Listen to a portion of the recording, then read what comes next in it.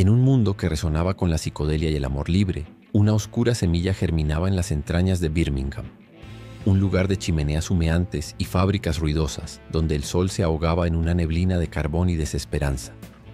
Allí, el futuro de la música no era un sueño de paz y flores, sino una pesadilla de decibelios distorsionados y acordes que pesaban como la miseria misma. Y si crees que conoces el verdadero sonido de la oscuridad, prepárate, porque esta es la historia del mal de ojo, el tritono del diablo y el nacimiento del heavy metal. Esta es la historia de Black Sabbath. Imagina a 4 jóvenes sin nada que perder, forjados en la brutalidad de la vida obrera. Tony Iommi, un guitarrista prodigio que había perdido la punta de 2 dedos en un accidente industrial. Un suceso que no solo arruinó su vida, sino que la reinventó. Obligado a usar prótesis de plástico y a afinar su guitarra más baja de lo normal para poder tocar, creó sin saberlo un sonido denso y pesado. Un lamento metálico que se convertiría en su firma. A su lado, el bajista Geezer Butler, un devorador de ciencia ficción y ocultismo cuyas letras evocaban visiones apocalípticas y demonios personales. Bill Ward, el baterista, un torbellino de ritmo y potencia que golpeaba los tambores como si quisiera romperlos. Y el frontman, el inigualable Ozzy Osbourne, un chico de los suburbios con una voz que parecía rasgarse en 1000 pedazos, pero que tenía la capacidad de narrar historias de miedo y desesperación como nadie más. Juntos, no buscaban la fama, sino una vía de escape de la vida que se les había asignado. A diferencia de sus contemporáneos en Londres, que exploraban los límites de la música progresiva y el rock and roll, estos chicos de Aston tenían una banda de blues llamada Earth. Tocaban covers, pero sentían que algo faltaba. El blues era el grito de los oprimidos, pero ellos necesitaban un grito más fuerte. El verdadero cambio de rumbo llegó una noche cuando, mientras tocaban en un cine, vieron a la gente haciendo fila para ver una película de terror. Y ahí, en un momento de genialidad, Geezer le dijo a Ozzy algo que cambiaría el curso de la historia. Algo tan simple pero tan poderoso. Si la gente pagaba por asustarse en el cine, ¿por qué no lo harían también con la música? Así nació la idea de crear canciones que provocaran el mismo miedo y tensión. Y con esta idea en mente, abandonaron el blues para forjar un nuevo género. El primer paso fue el nombre. Earth no era lo suficientemente amenazador. Necesitaban algo que resonara con la oscuridad que querían invocar. El nombre Black Sabbath provenía de una vieja película de terror italiana de Boris Karloff, y su título, Black Sabbath, les pareció perfecto. Era sombrío, misterioso y, lo más importante, siniestro. Con el nombre vinieron las canciones. No hablaban de amor y paz, sino de guerras, de brujas, de desesperación y de una realidad tan cruda que era aterradora. Su sonido era tan grave y pesado que hacía temblar los cimientos de los pequeños clubes en los que tocaban. La gente no sabía cómo reaccionar. Algunos se alejaban asustados, otros se quedaban petrificados, atraídos por una fuerza que no podían entender. Pero el verdadero punto de inflexión fue el lanzamiento de su álbum debut homónimo en 1970. Grabado en un solo día, con un presupuesto mínimo, el disco fue un bofetón en la cara del establishment musical. La icónica portada mostraba a una misteriosa figura vestida de negro en medio de un paisaje lúgubre, mientras que la música en el interior era una tormenta de riffs aplastantes. El álbum comenzaba con la lluvia y el sonido de una campana lejana. Una campana que sonaba como la campana de una iglesia tocando el requiem por un alma perdida. Y luego ese riff de tritono, el diablo sin música o el diablo en la música. Un intervalo prohibido en la música clásica por su sonido disonante y maligno. El riff de la canción Black Sabbath era una declaración de intenciones. Un sonido tan pesado y amenazador que te hacía sentir que el mal de ojo te estaba persiguiendo. El álbum debut fue un éxito inesperado. A los críticos no les gustaba, lo calificaban de amateur, de ruidoso y de satánico. Pero a los fans les encantaba. Encontraron en la música de Black Sabbath una voz que entendía su frustración y su oscuridad interior. No eran una banda de amor y flores, sino una de sangre, sudor y lágrimas. Y su música era el reflejo de una sociedad industrial en declive, donde la esperanza era un bien escaso y la lucha por sobrevivir era una batalla diaria. Con el éxito llegó la fama, y con la fama, la presión. Tenían que demostrar que no eran un fenómeno de una sola vez. Y lo hicieron. En el mismo año lanzaron su segundo álbum, Paranoid, un disco que se convertiría en un hito y una piedra angular del género. El álbum fue un cambio radical. Si el primero era un viaje al infierno, este era el infierno mismo. Las letras de Geezer Butler se volvieron más profundas, abordando temas como la guerra en Vietnam en War Pigs, la locura y la alienación en Paranoid y Fairies Wear Boots, y la adicción a las drogas en Hand of Doom. La música era más densa, más poderosa y más melódica que nunca. El solo de Tony Iommi en Iron Man era una declaración de poder, mientras que Paranoid, una canción escrita en menos de 15 minutos para rellenar el álbum, se convirtió en un himno generacional y en el mayor éxito comercial de la banda. De repente, Black Sabbath no era solo una banda de metal, era la banda de heavy metal. El impacto de Paranoid fue inmenso. No solo consolidó su sonido y su identidad, sino que también los catapultó a la cima del mundo de la música. De ser una banda local de Birmingham, se convirtieron en un fenómeno global. Los críticos seguían sin entenderlos, pero los fans no solo los entendían, los adoraban. Sus conciertos eran una experiencia, un ritual oscuro donde la gente se entregaba por completo al sonido atronador de la banda. No era solo música, era una catarsis, una liberación de las frustraciones y los miedos que acechaban en la sociedad. Pero la presión de la fama y las giras implacables empezaron a hacer mella. La banda estaba constantemente de gira, de un continente a otro, de una ciudad a otra. La carretera es un camino solitario y agotador, y aunque el éxito era dulce, también era exigente. Las tensiones internas comenzaron a surgir, alimentadas por la falta de descanso y el consumo excesivo de alcohol y drogas. Ozzy, en particular, empezó a mostrar signos de una personalidad volátil, lo que se convertiría en una característica definitoria de su carrera. Sin embargo, a pesar de las dificultades, la creatividad de la banda seguía fluyendo. En 1971 lanzaron Master of Reality, un álbum que profundizaba aún más en la pesadez y la experimentación. Si Paranoid era una explosión de energía, Master of Reality era un golpe lento y demoledor. Las guitarras de Iommi bajaron aún más de tono, creando un sonido más denso y arenoso que nunca. La icónica Sweet Leaf, una oda a la marihuana, se convirtió en un himno para muchos, mientras que Children of the Grave ofrecía una visión aún más oscura de la guerra y la desesperación. El álbum también mostró un lado más experimental, con canciones como Solitude, que presentaba a Ozzy cantando con un tono más melancólico y Geezer Butler tocando la flauta. Fue una señal de que Black Sabbath no tenía miedo de expandir sus horizontes musicales, manteniendo siempre su esencia oscura y pesada.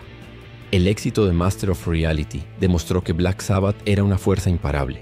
Estaban en la cima de su juego, lanzando álbumes que no solo definían un género, sino que lo redefinían con cada nueva entrega. Pero la vida en la carretera seguía siendo brutal. Las personalidades chocaban, los egos crecían y el consumo de sustancias se intensificaba. La imagen de la banda, a menudo malinterpretada como satánica, también generaba controversia. Recibían amenazas, y algunos grupos religiosos los condenaban públicamente. Pero lejos de amedrentarse, la banda abrazó esta imagen usándola para cimentar su aura de misterio y peligro. No eran adoradores del diablo, pero tampoco tenían miedo de usar su iconografía para asustar y provocar.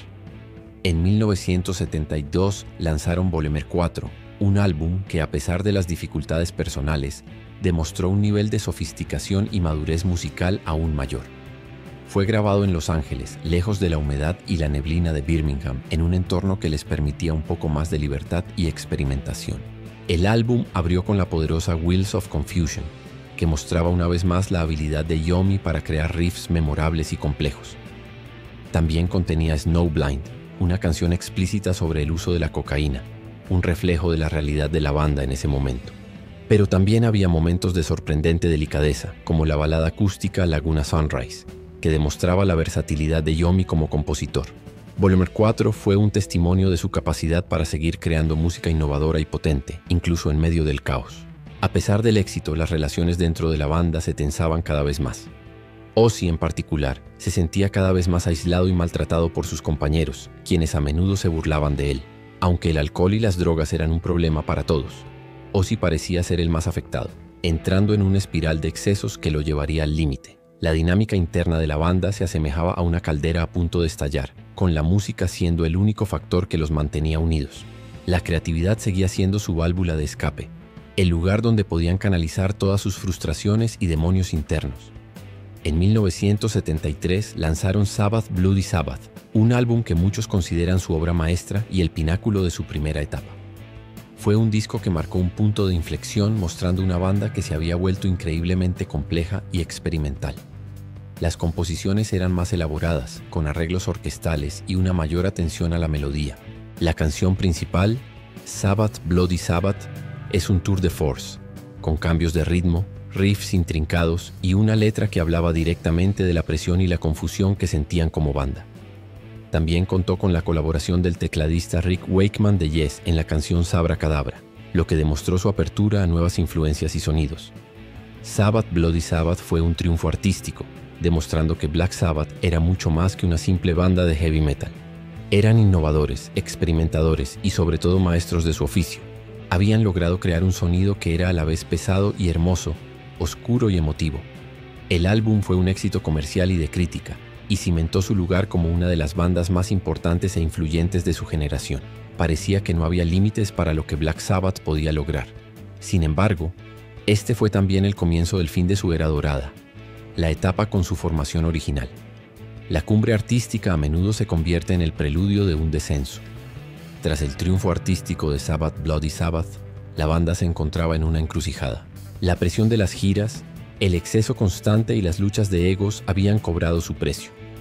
Ozzy Osbourne, en particular, se sentía cada vez más marginado y su estado mental y físico se deterioraba rápidamente. La unidad que los había forjado en la adversidad se estaba desmoronando y los demonios personales que cantaban en sus canciones se habían vuelto una realidad tangible. En 1975, la banda lanzó Sabotage, y el título, de forma casi poética, describía la situación de la banda. El álbum fue un intento de recapturar la ferocidad y la energía de sus primeros días, pero también un reflejo de su estado de ánimo. La producción fue un calvario, plagado de tensiones y disputas. Tony Iommi, siempre el motor creativo, se esforzaba por mantener la banda a flote, mientras que Geezer Butler y Bill Ward lidiaban con sus propios problemas personales. Ozzy, por su parte, se aislaba cada vez más, sumergido en un mundo de alcohol y drogas que le ofrecían un escape temporal de la realidad. Sabotage fue un álbum notable, una amalgama de la pesadez de sus primeros trabajos con la experimentación de su etapa intermedia. Canciones como Hole in the Sky y Symptom of the Universe mostraron que el poder de Black Sabbath seguía intacto. Pero la verdadera joya del disco era The Wreath, una canción en la que Geezer Butler vertía toda su frustración con los problemas legales y contractuales de la banda. La canción era un grito de agonía, una confesión de los demonios que los perseguían fuera del escenario. The Wreath fue un momento de cruda honestidad que rara vez se ve en la música, un vistazo a las fisuras que se abrían en su fundación. A pesar de la aclamación de la crítica y el éxito comercial de Sabotage, el desgaste era evidente. Las giras que siguieron fueron aún más caóticas. Los conciertos eran a menudo impredecibles y la química en el escenario se había vuelto tensa. La magia que una vez los había conectado se estaba desvaneciendo, reemplazada por un resentimiento latente.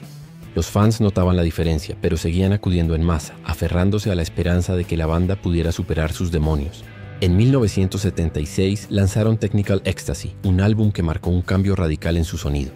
Intentando adaptarse a la escena musical de la época, que se inclinaba hacia el rock progresivo y el AOR, la banda incorporó sintetizadores y una producción más limpia. El resultado fue un disco divisivo. Canciones como It's Alright, cantada por Bill Ward, eran una desviación tan grande del sonido Sabbath que muchos fans no sabían cómo reaccionar. El álbum era un intento de evolucionar, de no quedarse estancados, pero para muchos se sintió como una traición a sus raíces. Technical Ecstasy fue el primer álbum de Black Sabbath en recibir una acogida tibia, una señal inequívoca de que algo no funcionaba. La banda se sentía perdida, sin un rumbo claro, y la cohesión interna estaba en su punto más bajo. La relación entre los miembros era tan tóxica que apenas podían estar en la misma habitación. Las sesiones de grabación se volvieron una tortura, y la comunicación se redujo a lo esencial. Ozzy Osbourne, en su punto más bajo, se sentía descartado. Su voz, una vez la esencia del sonido de Sabbath, parecía haberse perdido en la experimentación de la banda. Iommi, Butler y Ward estaban explorando nuevos territorios musicales, pero lo hacían a expensas de la identidad de la banda. Fue un periodo de gran confusión, tanto musical como personal, y entonces llegó el punto de no retorno. En 1978 la banda lanzó Never Say Die, un último intento de salvar la formación original. El álbum fue otro desastre, musicalmente confuso y artísticamente disperso. Las letras hablaban de la desesperación y la inminente separación, un reflejo sombrío de su realidad.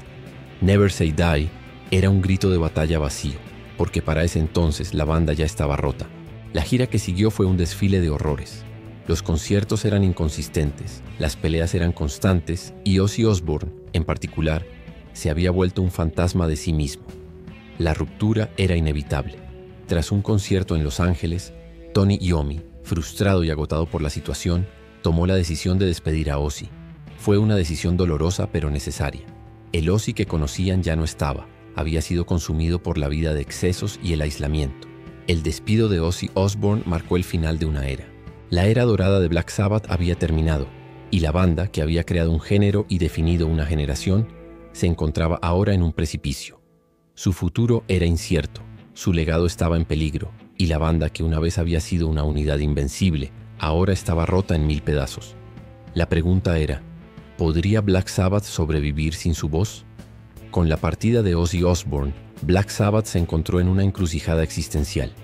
La banda, que había definido el heavy metal, parecía haber llegado a su fin, pero Tony Iommi y Geezer Butler no estaban dispuestos a rendirse. Creían firmemente en el poder de su música y en la posibilidad de reinventarse. La búsqueda de un nuevo vocalista fue un proceso arduo, una odisea que los llevó a audicionar a decenas de cantantes, todos con la sombra de Ozzy sobre sus hombros.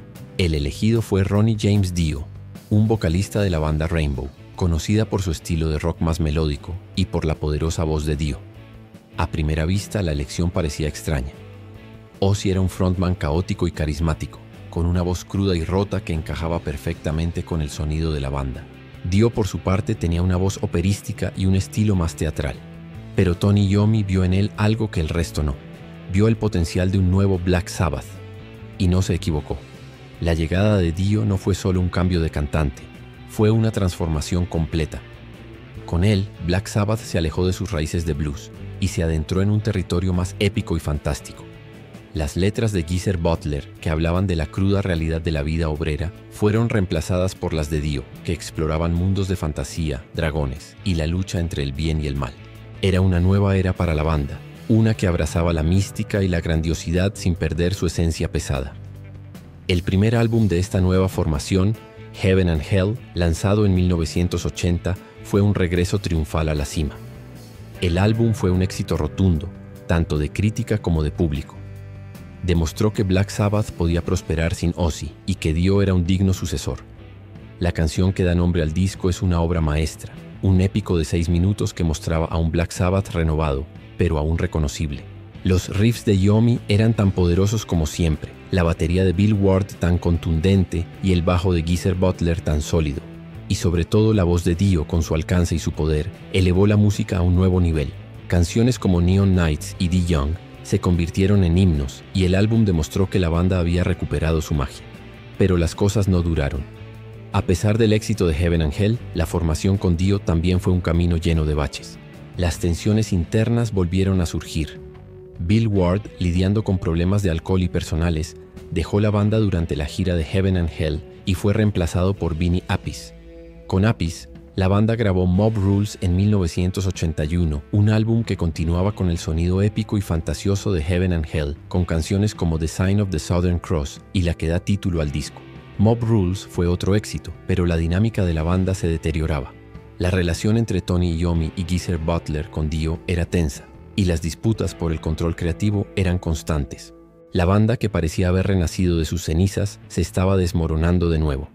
En 1982, tras las grabaciones de Live Evil, las tensiones explotaron y Dio, junto con Vinny Appice, se marchó para formar su propia banda, Dio. El segundo capítulo de Black Sabbath había terminado y la banda se encontraba de nuevo sin un vocalista. El resto de la década de los 80 fue un torbellino de cambios en la formación.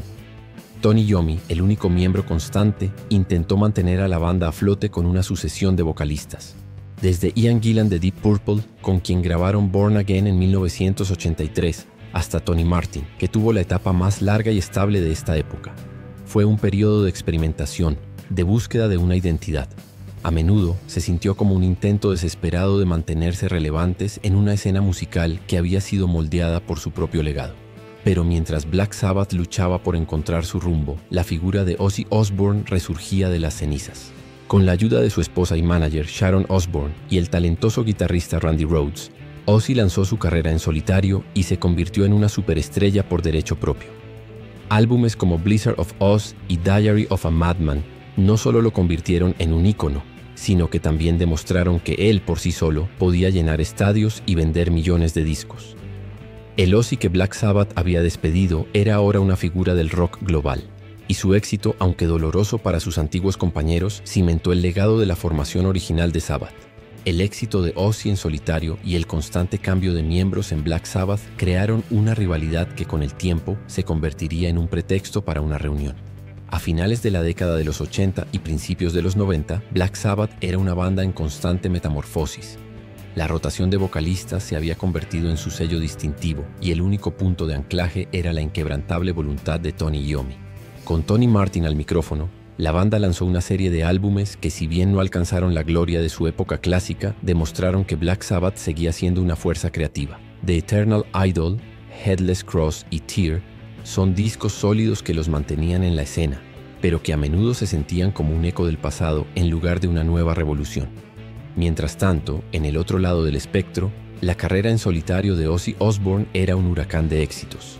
Era el rockstar por excelencia, el príncipe de la oscuridad que había superado sus demonios y se había convertido en un ícono de la cultura pop.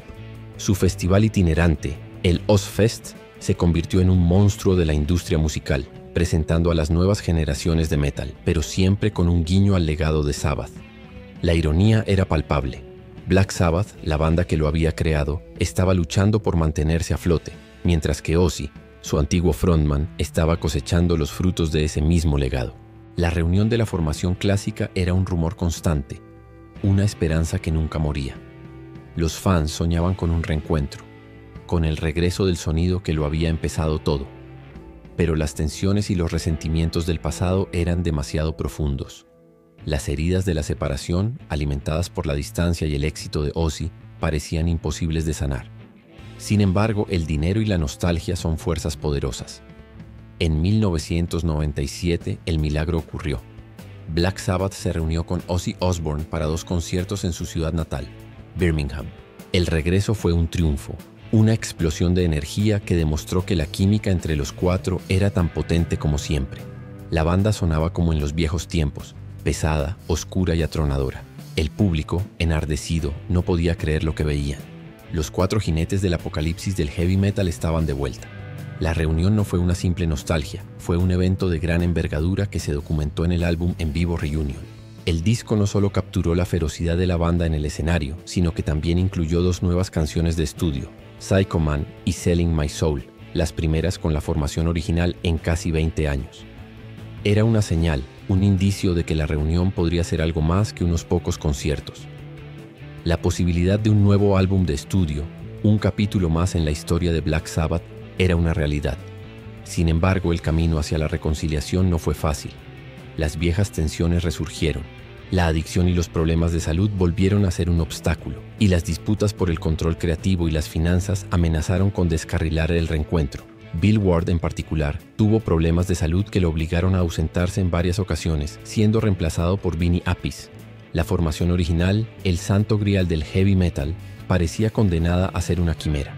La reunión de la banda, a pesar de sus problemas, fue un éxito comercial masivo y llevó a una serie de giras mundiales que revivieron el fervor por el heavy metal clásico. Los conciertos de la banda eran un espectáculo, una experiencia inmersiva que transportaba a los fans a la década de los 70. Los riffs de Tony Iommi resonaban en los estadios, el bajo de Geezer Butler era el corazón de la música y la voz de Ozzy, aunque más áspera, seguía siendo la voz del miedo y la desesperación. Durante la siguiente década, la banda siguió tocando esporádicamente, llenando estadios en todo el mundo y alimentando la esperanza de un álbum final. Pero la posibilidad de un nuevo material de estudio con la formación original se veía lejana. Las diferencias personales seguían siendo un obstáculo insuperable. Sin embargo, el destino tenía un último truco bajo la manga. Un último grito de guerra para la banda que había creado la oscuridad. Un último viaje al infierno. Tras casi 15 años de reuniones intermitentes y giras exitosas, el destino de Black Sabbath con su formación original parecía ser solo un recuerdo glorioso. Los fans habían aceptado que el álbum Reunion y sus esporádicos conciertos eran el epílogo de una historia legendaria. Pero en 2011 algo cambió. Un anuncio que sacudió el mundo de la música. La banda, con Tony Iommi, Geezer Butler y Ozzy Osbourne, se había reunido de nuevo y estaban en el estudio. Y esta vez no era solo por unos conciertos, sino por un nuevo álbum de estudio, el primero con la formación original en 35 años. La noticia era monumental, pero el camino no fue fácil. Las viejas tensiones, las adicciones y las luchas por el poder creativo resurgieron. La ausencia de Bill Ward, el baterista original, se convirtió en un punto de dolor. Ward, que había expresado su deseo de participar, se retiró de las sesiones de grabación por disputas contractuales y de salud. Su partida fue un golpe para la banda y para los fans, que veían en esta reunión la última oportunidad de ver a los 4 miembros originales. La silla de baterista fue ocupada por Brad Wilk de Rage Against the Machine, una elección sorprendente pero que se adaptó al sonido que la banda buscaba. El resultado de estas difíciles sesiones de grabación fue 13, un álbum lanzado en 2013 que se convirtió en un éxito instantáneo. El disco fue un regreso a las raíces, un recordatorio de por qué Black Sabbath era la banda más pesada del planeta. Las canciones eran lentas, pesadas y llenas de los riffs icónicos de Iommi. Las letras de Geezer Butler abordaban una vez más temas de la oscuridad, la alienación y la desesperación, pero esta vez con la perspectiva de hombres mayores que habían visto todo. La voz de Ozzy, más grave y profunda por el paso del tiempo, encajaba perfectamente con la pesadez de la música. 13 debutó en el número 1 en las listas de Estados Unidos, un logro sin precedentes para una banda con más de 40 años de carrera. La crítica lo aclamó como un regreso triunfal, y los fans lo celebraron como el álbum que habían estado esperando durante décadas. Temas como God is Dead y End of the Beginning demostraron que la magia seguía viva. La banda, aunque sin Bill Ward, sonaba revitalizada, como si los años de separación nunca hubieran ocurrido. El éxito del álbum llevó a una gira mundial masiva, la cual fue un desfile de leyendas vivientes. La gira fue una experiencia agridulce. Por un lado, ver a los 3 miembros originales en el escenario era un espectáculo. El poder de su música, el peso de sus riffs y la icónica presencia de Ozzy en el escenario eran una fuerza de la naturaleza. Pero por otro lado, sabían que era el final. Tony Iommi, tras su reciente batalla contra el cáncer, había anunciado que la gira sería la última de la banda. El viaje, que había comenzado en los oscuros garajes de Birmingham, estaba a punto de llegar a su fin. La gira final, titulada The End, fue una odisea global que se extendió durante casi 2 años. La banda tocó para millones de fans, reviviendo su legendario catálogo de canciones y despidiéndose de los escenarios de una vez por todas. El último concierto se celebró en su ciudad natal, Birmingham, en 2017, en el mismo lugar donde todo había comenzado. Fue un momento emotivo, un cierre de un ciclo que había durado casi 5 décadas. En el escenario, los 3 miembros originales se despidieron con la misma canción que los había lanzado a la fama, Paranoid. Fue un final apropiado, un último grito de guerra que encapsulaba la historia de la banda. No fue un final feliz, no hubo lágrimas de alegría, sino un sentimiento de melancolía y un profundo respeto por lo que habían logrado. Black Sabbath, la banda que había creado un género y definido un estilo de vida, se retiraba de los escenarios. Pero su legado, su música oscura y poderosa, seguiría resonando en el corazón de millones de personas en todo el mundo. Un recordatorio eterno de la oscuridad que reside en todos nosotros. El adiós de Black Sabbath de los escenarios no fue un silencio, sino un rugido que continuó resonando. Su influencia se había extendido por todo el mundo, tocando a innumerables bandas y subgéneros. El heavy metal, ese monstruo que ellos habían creado en los oscuros garajes de Birmingham, ahora tenía una vida propia. Un legado que iba mucho más allá de la música misma. El impacto de Black Sabbath no fue solo musical, fue cultural. La banda demostró que el rock podía ser oscuro, pesado y siniestro. Mientras los hippies hablaban de paz y amor, ellos cantaban sobre la guerra, el apocalipsis y el miedo existencial. Su música fue el soundtrack de una generación que se sentía alienada, que veía en el mundo un lugar de desesperanza y brutalidad. Canciones como War Pigs no eran solo un comentario sobre la guerra de Vietnam, eran un grito de agonía contra la locura de los gobiernos. Iron Man no era solo la historia de un viajero en el tiempo, era un reflejo de la soledad y la marginación. Geezer Butler, con sus letras, se convirtió en el poeta de la oscuridad, un visionario que veía el lado más oscuro de la humanidad. La influencia de Black Sabbath se puede escuchar en casi todas las bandas de heavy metal que vinieron después. Bandas como Judas Priest y Iron Maiden perfeccionaron el sonido haciéndolo más rápido y melódico, Metallica, Slayer y Megadeth, las llamadas cuatro grandes del thrash metal, tomaron la pesadez de Sabbath y le inyectaron una velocidad y una furia sin precedentes. El doom metal, un subgénero que se caracteriza por tempos lentos y riffs pesados, es una continuación directa del sonido de los primeros álbumes de Sabbath. De hecho, el nombre del género, doom, es un guiño a una de sus canciones más icónicas. Pero la influencia de Black Sabbath no se detuvo en la música. También se puede ver en la moda, la iconografía y la actitud del heavy metal.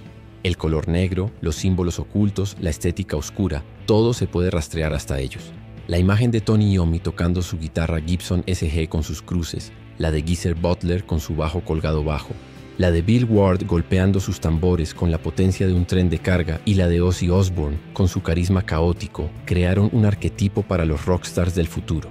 No eran solo músicos, eran la personificación de un movimiento cultural. Incluso fuera del heavy metal, la influencia de Black Sabbath es innegable. Bandas de grunge como Nirvana y Soundgarden, que dominaron la década de los 90, citan a Sabbath como una de sus principales inspiraciones. El sonido pesado, los riffs distorsionados y la melancolía de sus canciones son un eco de la música de Sabbath. El stoner rock, un género que se caracteriza por un sonido pesado y con un ritmo lento, es una extensión directa de la pesadez de la banda. El legado de Black Sabbath es tan vasto que es imposible de cuantificar. Aunque la banda ya no toca, su historia sigue siendo una de las más fascinantes y dramáticas del rock. Es la historia de cuatro jóvenes que, armados con la frustración y la desesperación, crearon algo nuevo y poderoso. Es una historia de éxito y fracaso, de adicción y superación, de traición y reconciliación, y en el centro de todo está la música. Riffs que suenan como una excavadora, solos de guitarra que te persiguen en tus sueños, y una voz que te cuenta historias de miedo y oscuridad. La historia de Black Sabbath es la historia del heavy metal. ¿Pero qué hay de la vida de los miembros de Black Sabbath después de su último concierto? La historia de la banda se cerró en el escenario, pero la de sus integrantes continuó. Ozzy Osbourne, el príncipe de la oscuridad, siguió siendo una figura pública, con su propia marca personal, su reality show y su estatus de leyenda viva. Aunque su carrera en solitario se ha vuelto menos activa en el estudio, su presencia en la cultura pop es innegable. Su lucha contra la enfermedad de Parkinson se ha hecho pública, una batalla que enfrenta con la misma franqueza con la que ha vivido toda su vida.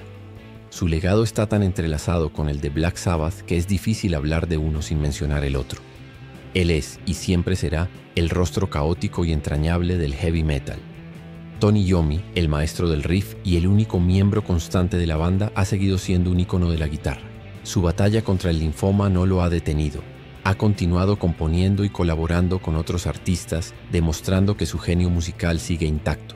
Su sonido pesado y único es el pilar sobre el que se construyó el heavy metal. Sin sus dedos mutilados y su afinación de guitarra baja, el género no existiría como lo conocemos. Él es el arquitecto del sonido de la oscuridad, el hombre detrás de los riffs que han asustado y deleitado a millones de personas. Su trabajo es una lección de resiliencia y creatividad.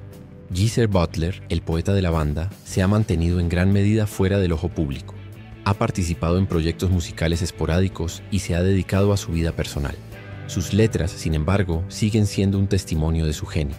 Él fue quien le dio voz a la desesperación, la locura y la guerra que resonaba en la música de Black Sabbath. Sus palabras, tan pesadas como los riffs de Iommi, son el corazón filosófico de la banda. Él es el alma de Black Sabbath, el narrador de las pesadillas que se hicieron realidad.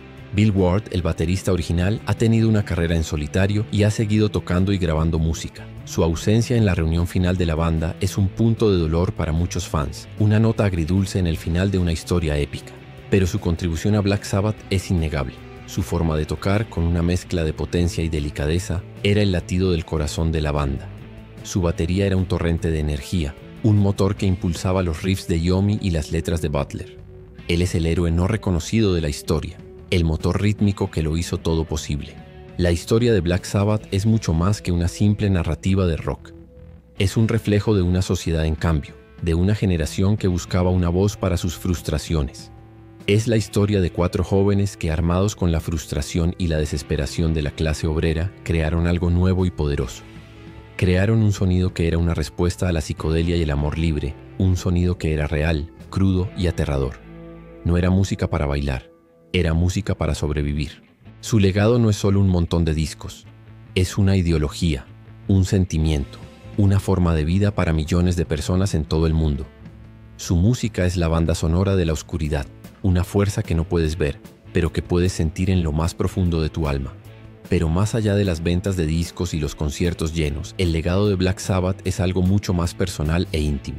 Es la banda que descubriste en la adolescencia, en el momento en que el mundo parecía una amenaza y la música era tu único refugio. Es el sonido de los primeros riffs de Paranoid, que te hacían sentir invencible en la habitación de tu casa. Es la voz de Ozzy que te susurraba que no estabas solo en tu oscuridad. Es la fuerza que te dio la valentía para enfrentar tus propios demonios. La música de Black Sabbath es un portal a una época y a un lugar. Te transporta a Birmingham, a sus calles grises, a sus cielos ahumados. Te hace sentir el peso de la vida obrera, la frustración de una generación que se sentía olvidada. Y al mismo tiempo te da un sentimiento de poder. Un poder que no viene del amor o la paz, sino del sonido denso y pesado. El heavy metal que Black Sabbath creó no era un género de fantasía escapista. Era un reflejo de la realidad, un espejo oscuro en el que veíamos nuestras propias pesadillas. Hablaban de guerras que se libraban en tierras lejanas, de demonios que acechaban en las sombras y de una sociedad que se desmoronaba. Era la banda sonora de la desesperación, pero también era un grito de esperanza. La esperanza de que incluso en los momentos más oscuros puedes encontrar la belleza y la fuerza en el ruido. La influencia de Black Sabbath es tan vasta que es imposible enumerar todas las bandas y artistas que se inspiraron en ellos. Pero su legado va más allá de la música. Es una filosofía que dice que la oscuridad no debe ser temida, sino abrazada, que el miedo es solo otra emoción que podemos usar para crear algo hermoso, que la música no tiene que ser dulce para ser poderosa. Incluso hoy en día, cuando pones uno de sus discos, la música te golpea con la misma fuerza que lo hacía hace 50 años. El sonido de los riffs de Yomi sigue siendo tan pesado, el bajo de Butler sigue siendo tan melódico y la voz de Ozzy sigue siendo tan inquietante.